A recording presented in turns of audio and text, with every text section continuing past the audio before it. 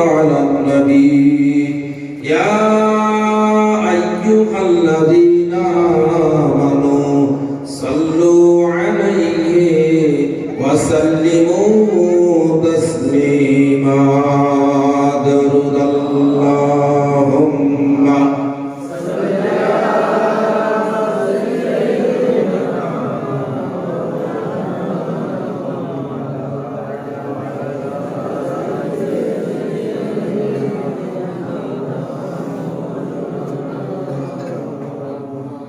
রসুল আমার ভালোবাসা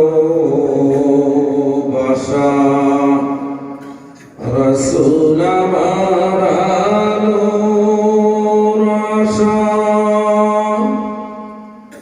রসুল আমার প্রেম বিরহের মূল আলোচনা রসুল আমার কাজে কর্মে অনুপ্রেরণা আল্লাহুম্মা সাল্লি আলা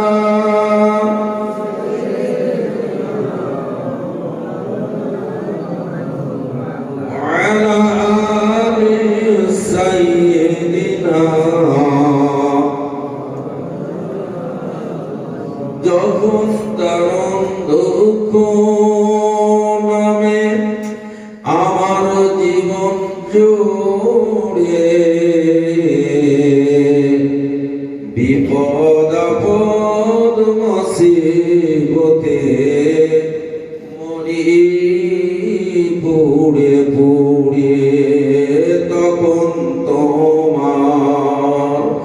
তখন তোমার শৈশব কৈশোর জুড়ায় যন্ত্রণা রসুল আমার কাজে কর্মে অনুপ্রেরণা রসুল আমার ভালোবাসা রসুল আমার আশা রসুল আমার প্রেম বিরহের মূল আলোচনা রসুল আমার কাজে কর্মে অনুপ্রেরণা আল্লাহুম্মা সাল্লি আলা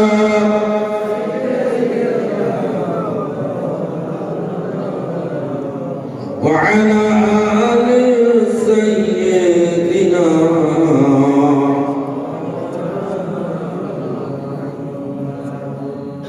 दीनों मिला ईमानों मिला पढ़ने के लिए कुरान मिला जो कुछ दीने का था सब कुछ दिलवा दिया कमली वाले को बोलो ला इलाहा इल्लल्लाह ला इलाहा इल्लल्लाह ला इलाहा इल्लल्लाह حسبي ربي جل الله ما في قلبي غير الله حسبي ربي جل الله ما في قلبي غير الله نور محمد صلى الله لا إله إلا الله لا إله إلا الله لا إله إلا الله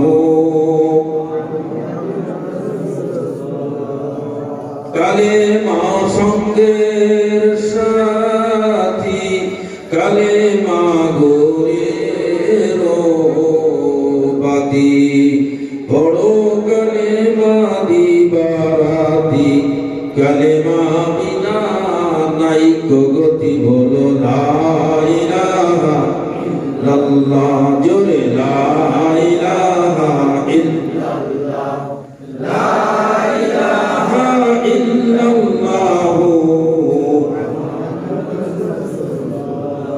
মহামূল্য সময় কেন যায়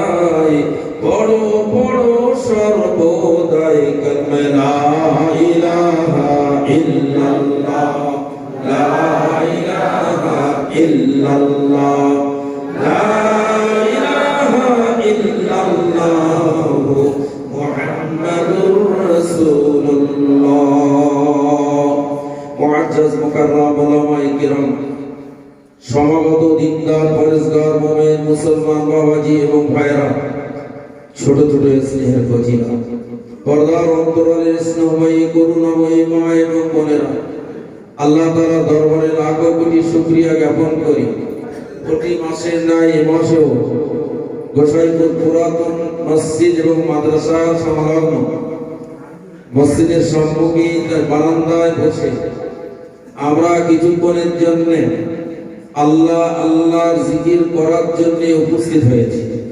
যে মহান আল্লাহ পাক আমাদেরকে এখানে উপস্থিত করেছেন, সেই আল্লাহ আজকের শীতের রাত, প্রচন্ড শীতের মাঝখানেও আমরা আমাদের কায়িক পরিশ্রমের সারাদিনের যে কষ্ট সেটাকে উপেক্ষা করে আমরা আরামের বিছানা লেপটাকে সরিয়ে কিছুক্ষণের জন্য এসে বসেছি। আর কোথাও নাই, একদম স্বয়ং আল্লাহর ঘরে, যে ঘরে বসে আমরা জিকির আর ফিকির করছি। আমাদের কিছুক্ষণের জন্য আল্লাহ আমাদের একটু জিকির করার মতো সুযোগ করে দিয়েছেন, তৌফিক দিয়েছেন। তাই আমরা সেই মহান আল্লাহ তাআলার দরবারে তার কোটি কোটি লাখ কোটি শুকরিয়া জ্ঞাপন করি। একটা বার সকলে উচ্চ আওয়াজে বলবেন আলহামদুলিল্লাহ। খুব সুন্দর লাগছে, আল্লাহ শুকরিয়া। টুকটুক করে আমাদের জাকিরিন বান্দারা সব আসছে এবং আমাদের মসজিদের সম্মুখ হয়ে গেছে। আলহামদুলিল্লাহ। আমরা ভাবছিলাম আজকে প্রচন্ড ঠান্ডা, মনে হয় না, কিন্তু আল্লাহ কি শান। তো ক্ষুদ্র ক্ষুদ্র জলকণায় বিরাট সমুদ্রের সৃষ্টি হয়, এটা তার প্রমাণ। তাই তারই পরে সরকারে দো আলাম আকায়ে নামদার তাজদারে মদিনা আহমদ মুজতবা, যাকে সৃষ্টি না করলে মহান আল্লাহ পাক দুনিয়াকে সৃষ্টি করতেন না। আসমান জমিন তারকা, আমরা আমাদের মা বাপকেও দেখতে পেতাম না, দুনিয়া কিরাম জিনিস আমাদের দেখার সৌভাগ্য হতো না। একমাত্র যদি আমার নবীকে আল্লাহ পৃথিবীতে না পাঠাতেন, নবীর নূরটাকে যদি সৃষ্টি না করতেন, নবীকে যদি না পাঠাতেন, নবীর ওসিলাতে আজকে আমরা এখানে এসেছি। সেই নবী মদিনা তৈয়বাতে মসজিদে নববীর সংলগ্ন আমার নবী রওজায়ে আতহারের মধ্যে তিনি আরাম করছেন। তিনি বলো হায়াতুন নবী, জিন্দা নবী, তিনি সব দেখছেন। মহান আল্লাহ পাক এত পাওয়ার দিয়েছেন আমার নবী। গোটা বিশ্বের মুমিন মুসলমানরা যেখান থেকে, পাহাড় পর্বত যেখান থেকে হোক না কেন, যদি দরুদ পড়ে নবীর নামে, তাহলে আমার রাসূল বলেন আমার উম্মতেরা যত দূর থেকে, পাহাড় পর্বত নদী থেকে যত দূরে যাবে, সেখান থেকে আমার উপরে যখন তারা দরুদ শরীফ পাঠ করে, আমি নবী নিজে কানে শুনতে পাই। ধরে বলি সুবহানাল্লাহ।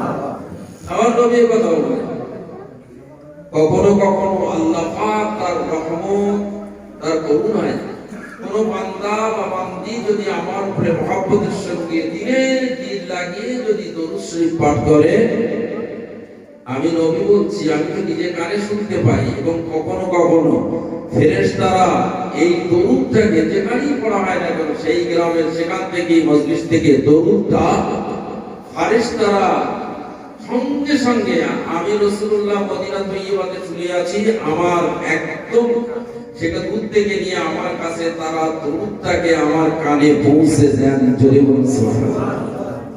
সেই জন্য দরুদের ফজিলতটা বিরাট। হাদিস শরীফে এসেছে, আবু শরীফে এসেছে, মুসলিম শরীফে এসেছে, বুখারী শরীফে এসেছে দরুদের ফজিলত সম্পর্কে। এতটা ফজিলত, সেই জন্য দরুদ বেশি করে জাকিরিন বান্দাদের উপরে আল্লাহ পাক জানিয়ে দিয়েছেন, তোমরা নফল ইবাদত করবে। নফল ইবাদতের মধ্যে যখনই সুযোগ পাবে তখনই বসে বসে দরুদ পড়বে।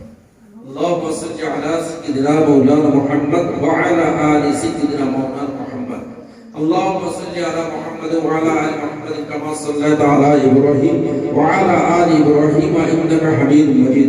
আল্লাহুম্মা বারিক আলা মুহাম্মদ ওয়া আলা আলি মুহাম্মদ কামা বারাকতা আলা ইব্রাহিম ওয়া আলা আলি ইব্রাহিম ইন্নাকা হামিদুম মাজিদ। একদম কমপক্ষে হলে আমরা কিছুক্ষণের জন্য যদি দরুদ পড়ি, একদম ছোট একটা দরুদ, যে দরুদের ফজিলত হয়তো আমরা অনেকে জানি না, বিশেষ করে যারা তরিকাতে আমল করে, বিরানে মাসায়েখ তারা বলেছেন। তারপরে মির্জা হুজুর কিবরিয়া রাহমাতুল্লাহ আলাইহি রচিত বলে একটা কিতাব সাইফুদ্দিন হুজুরের হাত দিয়ে আমরা সেই ছোট কিতাবটা পেয়েছি। সেখানে আছে আমার দাদু চাঁদপুর হুজুর এই দরুদটাই পড়তেন। এটা চিশতিয়া তরিকার মধ্যে আছে, জি কাদরিয়া তরিকার মধ্যে আছে, কাদরিয়া তরিকার মধ্যে আসছে যে আল্লাহুম্মা সাল্লি আলা মুহাম্মাদানিন নবিয়িল উম্মি ওয়া আলিহি সাল্লাম, আল্লাহুম্মা সাল্লি আলা মুহাম্মাদানিন নবিয়িল উম্মি ওয়া আলিহি সাল্লাম। ছোট্ট এক লাইন একটা কি ফজিলত বলা। তো সেজন্য তরিকাতের মাশায়েখ যারা তারা বলে গেছেন সকালে অন্তত ফজরের নামাজ পড়ে 100 বার আল্লাহুম্মা সাল্লি আলা মুহাম্মাদিন সাল্লাল্লাহু আলাইহি ওয়াসাল্লাম পারলে 100 বার করে এই দরুদটা পড়ে। খুব ছোট বিরাট সওয়াব। হ্যাঁ, যে যত দরুদ পড়তে পারবে সে তত আমার নবী নিকটবর্তী হবে, কাছাকাছি হবে। এমনকি কেউ যদি হালাল খায় আর প্রতি রাত্রে 500 বার করে দরুদ শরীফ পড়তে পারে অথবা 1000 বার করে দরুদ পড়তে পারে, আর একটা মানে দোয়া আছে সেই দোয়াটা পড়ে যদি সে কাঁধে ডান কাঁধে হয়ে আল্লাহুম্মা বিইসমিকা আমুতু ওয়া আহইয়া বলে শুয়ে পড়ে, সম্ভব আল্লাহ যদি ইচ্ছা করেন প্রিয় নবী সাল্লাল্লাহু আলাইহি ওয়াসাল্লামের দরুদের ফজিলতে তার সঙ্গে দর্শন হয়ে যাবে। জোরে বলুন সুবহানাল্লাহ। কতবার করে বলেছি? 500 বার করে দরুদ অথবা 1000 বার করে দরুদ পড়তে হবে। আর শর্ত কিন্তু একটাই, ওইটা হয় না বলে শর্ত হলো হালাল খাওয়া। হালাল কিভাবে নবী দেখা হয় হলেই একদম মাস্ট 40 দিন যদি আপনি একটু চেষ্টা করেন 40টা দিন হারাম খাবো না, একদম বর্জ্য।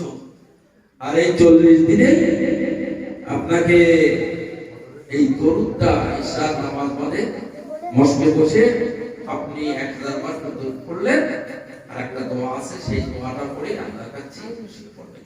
সম্ভব হলে 40 দিন বাদে আল্লাহ পাক আমার আপনার নবীর সঙ্গে আল্লাহর জিয়ারত করিয়ে দেবেন। আরেকবার যদি যাই হোক, যেটা আমি বলছিলাম ভূমিকায় সেটা হলো এই প্রিয় নবী সাল্লাল্লাহু আলাইহি ওয়াসাল্লামের উপরে অসংখ্য দরুদ ও সালামের নজরানা গ্রন্থগুলো কালামুল্লাহ শরীফ থেকে আপনাদের সামনে একটি আয়াতে কারিমা আর সাথে সাথে হাদিস শরীফ থেকে দুটি হাদিস আপনাদের সামনে রেখেছি।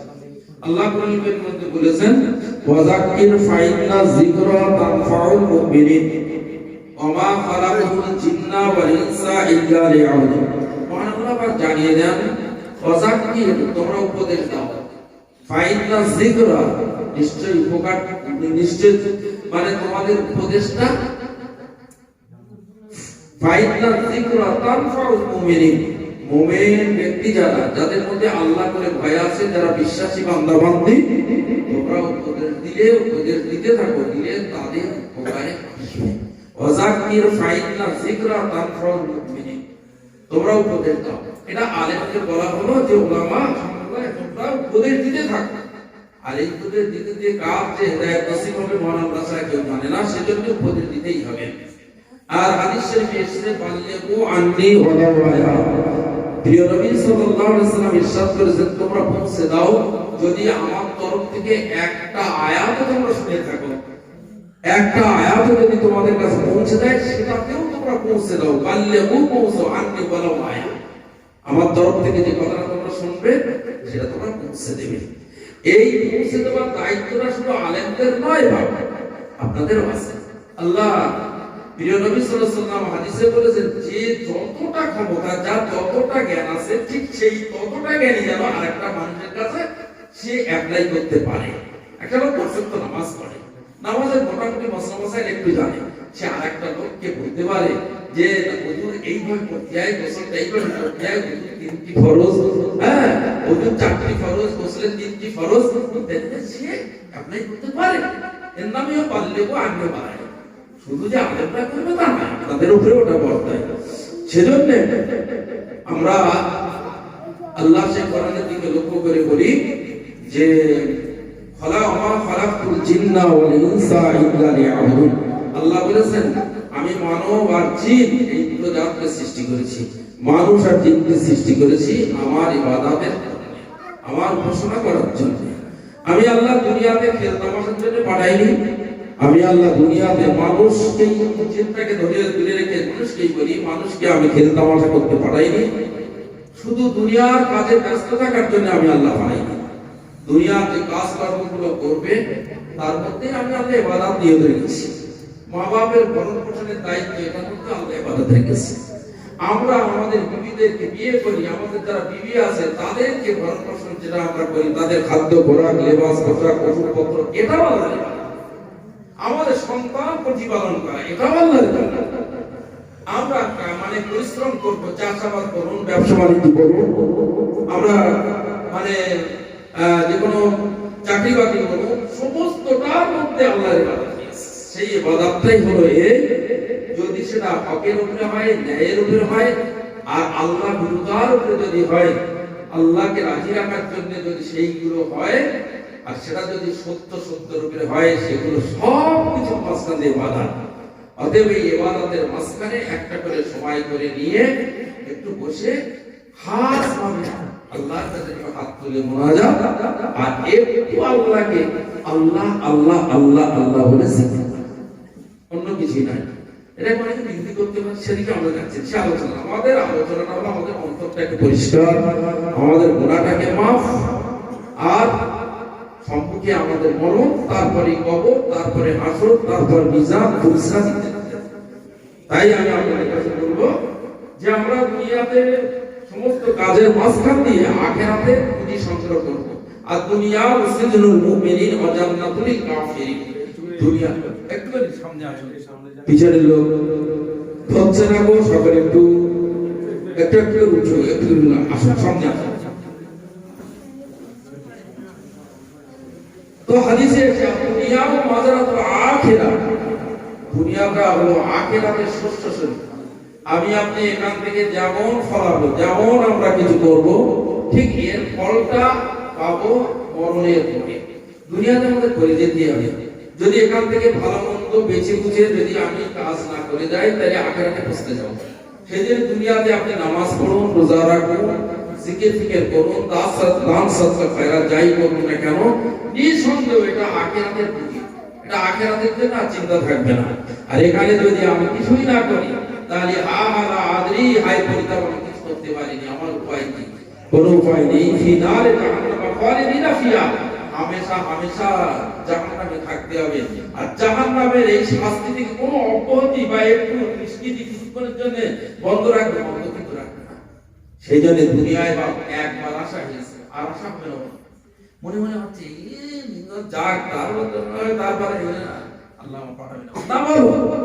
পুনর্জীবন আমার অমুসলিম ভাই হিন্দুরা বিশ্বাস করে, আমাদের তো পুনর্জীবন নেই।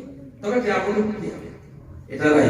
তবে আমার যে আমরা আমাদের খারাপ আমলের বদ আমলের জন্য মরে যাব, মরে যাওয়ার পরে আমার মুসলিম ভাইরা বলে মরে যাওয়ার পরে আমাদের পুনর্জীবন আছে, আবার কেউ কুকুর হয়ে আসবে, বিড়াল হয়ে আসবে, বাঘ হয়ে আসবে, দোসরে জীবজন্তু হয়ে আসবে, নিকৃষ্ট জীবজন্তু।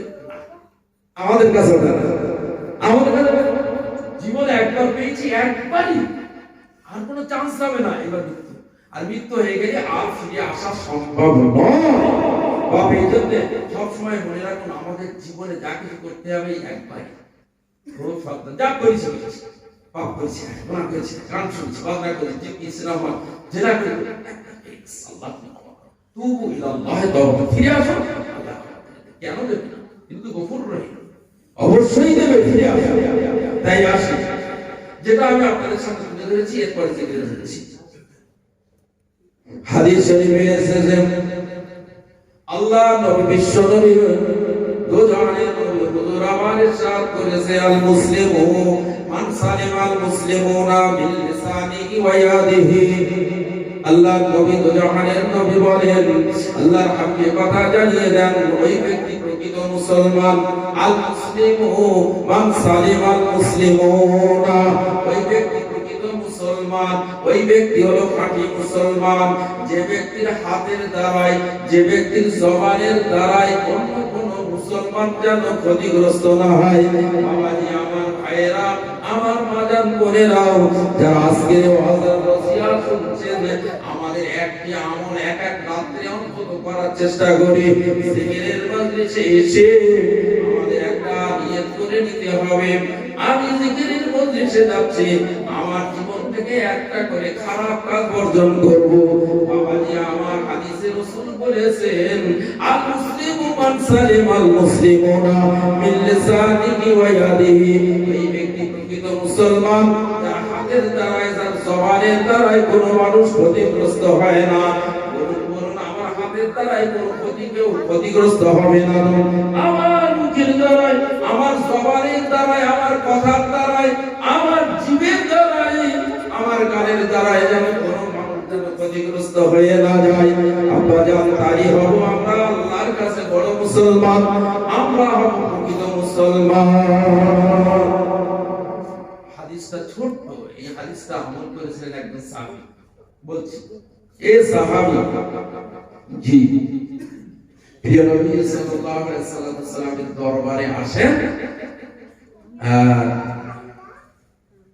দরবারে আসার পরে হুজুর আমার ওই দরবার থেকে মাঝে মধ্যে এমন একটা সময় হুজুর আসেন যে সময়টা এই সাহাবী হুজুর যখন আসেন তখনই সব মজলিসে বসে পড়ে সবাই, আর মজলিসে বসে পড়ার পরে উনি আসেন।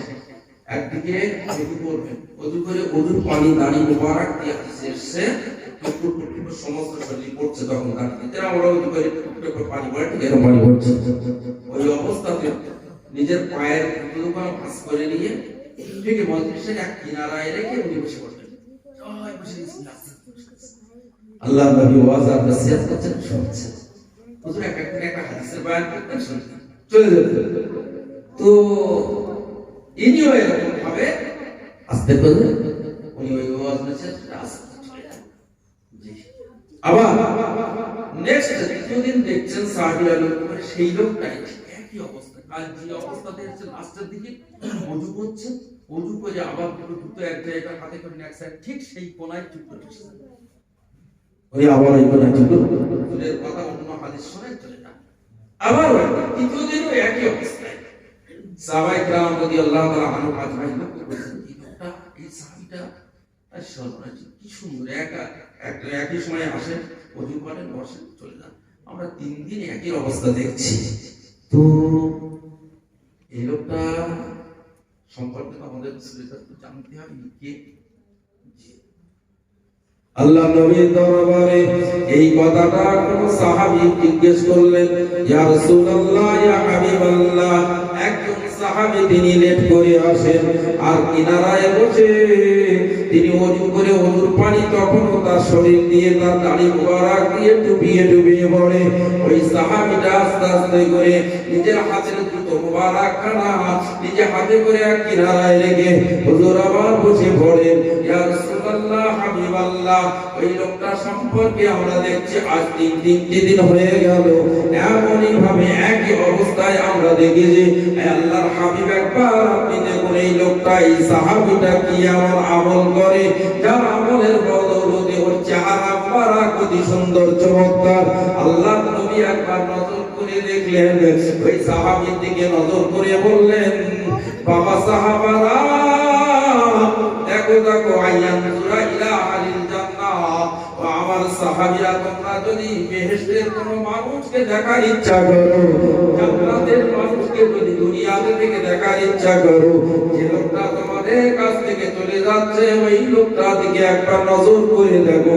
আমি প্রিয় নবী বললাম, ওই লোকটা হলো জান্নাতের মানুষ। যে লোকটাই চলে গেল না, লোকটা জান্নাতের মানুষ।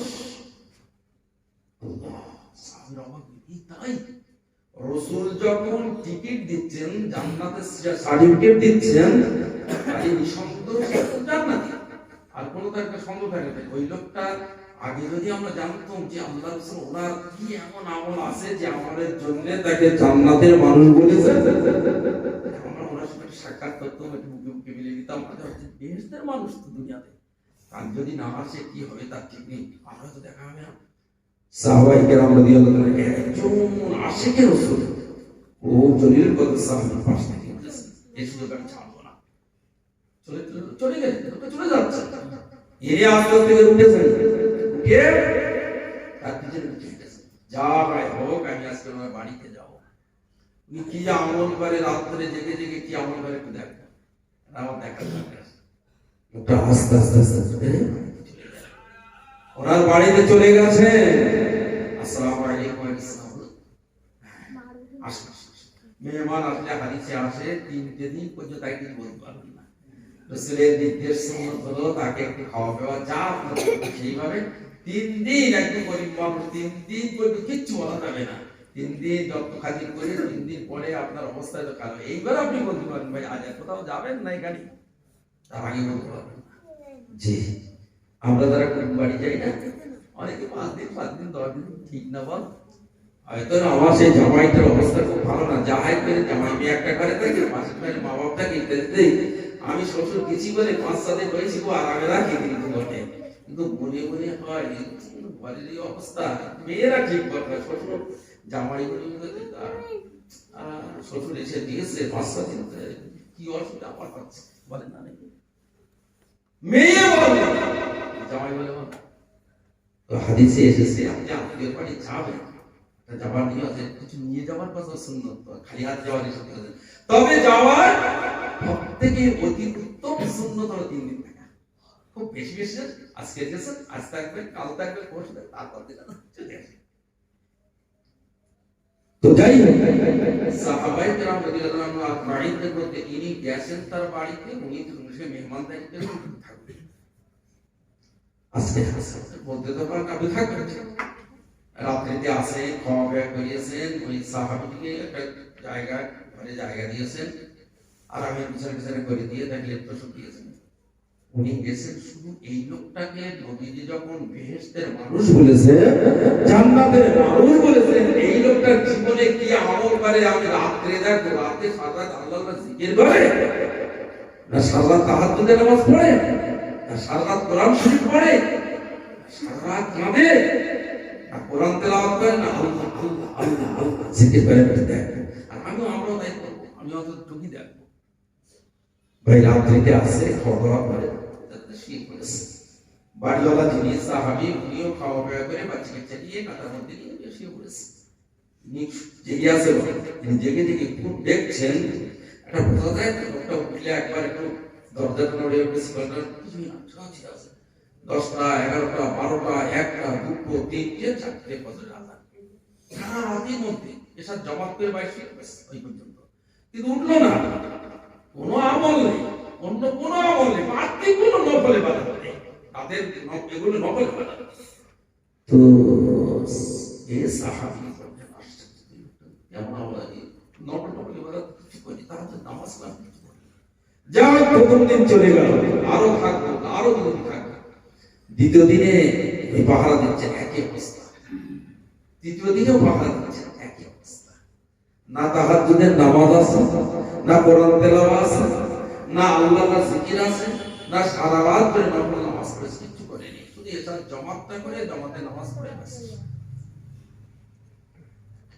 বাবাজি আমার মনে রাখুন আল্লাহ নবী বিশ্ব নবীর তরফ থেকে এই সাহাবী চলে গেছেন, একবার উনি আমল করবেন, কি আমল করেন দেখা যাক।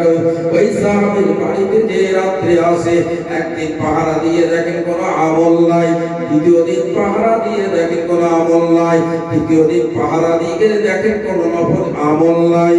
আব্বা জান আমার তৃতীয় দিন শেষ যখন হয়ে গেছে, ওই লোকটাকে ডেকে বললেন হুজুর আমি আর থাকবো না, আমি বিদায় হয়ে যাব, আমি আপনার বাড়িতে মেহমান হিসেবে 3 দিন ছিলাম, আমি আপনার কাছে এসেছি, আমি বিদায় হয়ে যাব, আমি চলে যাব, তবে আপনার সঙ্গে দুটো কথা একটু বলি।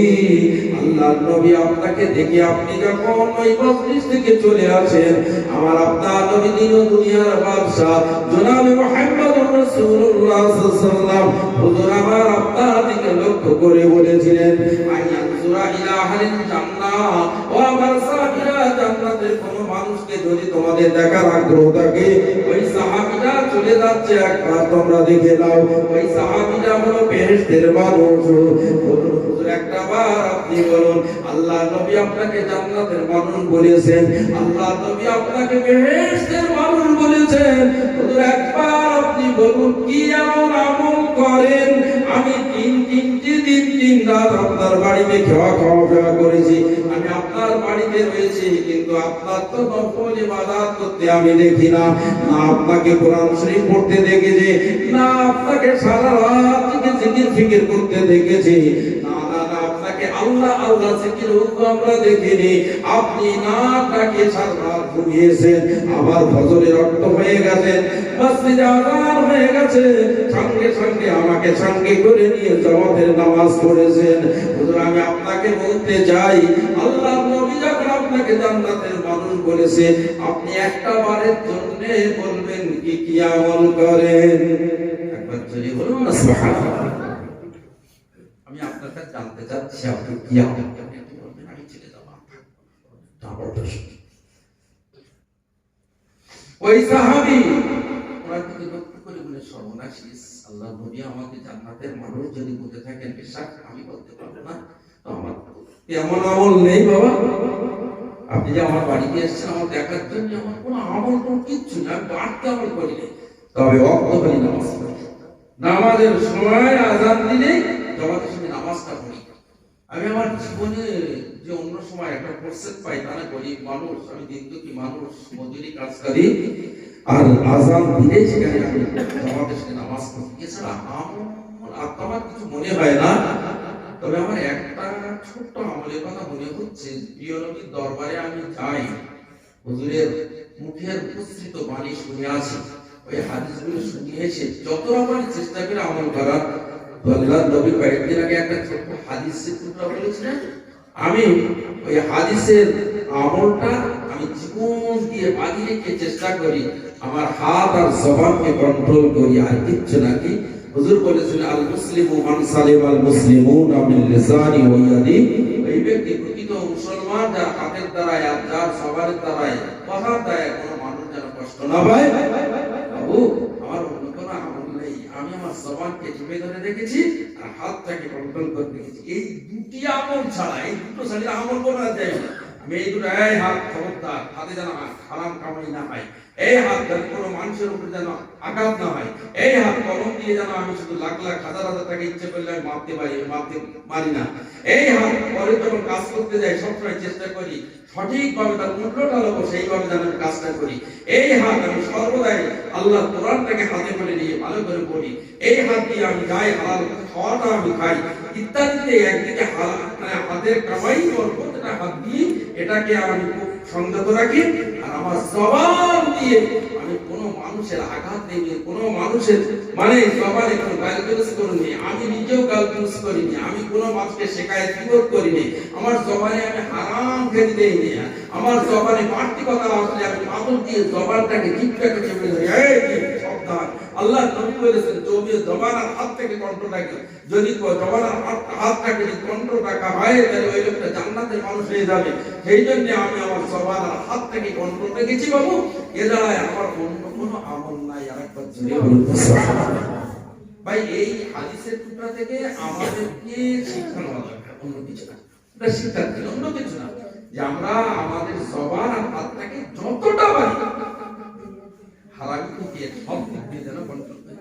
সাধারণত আমরা যারা এসেছি যাকে অনেক মানুষকে দেখতে পাই, তা অতি বয়াকারটা এখন আপনাদের একদম হামেশাই কেন হবে? আপনার মুখে যখন আপনি নামাজ পড়বেন আলহামদুলিল্লাহ বলবেন, আপনার মুখে কেন বয়াকার জায়গা আসবে? তা বলতে মুসলমানের বলা আশ্চর্য। আপনি এটাকে একটু পরিহার করুন, ছেড়ে দিন, বিড়িটাকে পরিহার করুন। বিড়ি যদি আপনি খান, এটা হারাম হারাম হারাম। অনেক মকরু আবার একদম হারাম, বৈশাখ আল্লাহ মজুদকে একদম হারাম বলে লিখে দিয়েছে।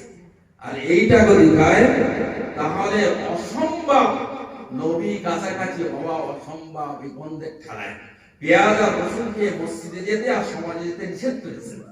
নাহা রাসূলুল্লাহ সাল্লাল্লাহু আলাইহি ওয়াসাল্লাম, আল্লাহ নবী বলেছেন, যারা পেঁয়াজ কাঁচা পেঁয়াজ খাবে আর রসুন খাবে তোমরা যেন সমাজে আসবে না আর মসজিদে ঢুকবে না। কিসের জন্য? গন্ধের জন্য। আর তার থেকে এই বিড়ি সিগারেট এই ধরনের যা আছে গন্ধ, এই গন্ধ থেকে আমাদের দূরে থাকতে হবে, নাহলে ফারিস্তারা আপনার কাছে থাকবে না। সেজন্য যারা বিড়ি আমরা খাই একটু করে আস্তে আস্তে কম করার চেষ্টা করুন বা ত্যাগ করার চেষ্টা করুন। আসুন আমরা এবার জিকিরের মজলিসে জিকির সম্পর্কে কথা না বলে যে হাদিসটা বলেছি এর প্রতি আমল করব। আল্লাহ পাক আমাদের সকলকে যেন একটা হাদিসের আমলটা আমাদের জীবনে করার তৌফিক দিন। সকলে বলে আল্লাহুম্মা আমিন।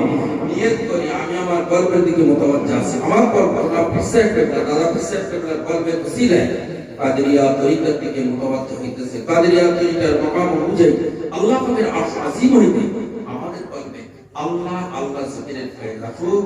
মন আর অন্তঃকরণ নিয়ে আল্লাহকে ডাকুন। আল্লাহ আল্লাহ আল্লাহ আল্লাহ আল্লাহ আল্লাহ আল্লাহ আল্লাহ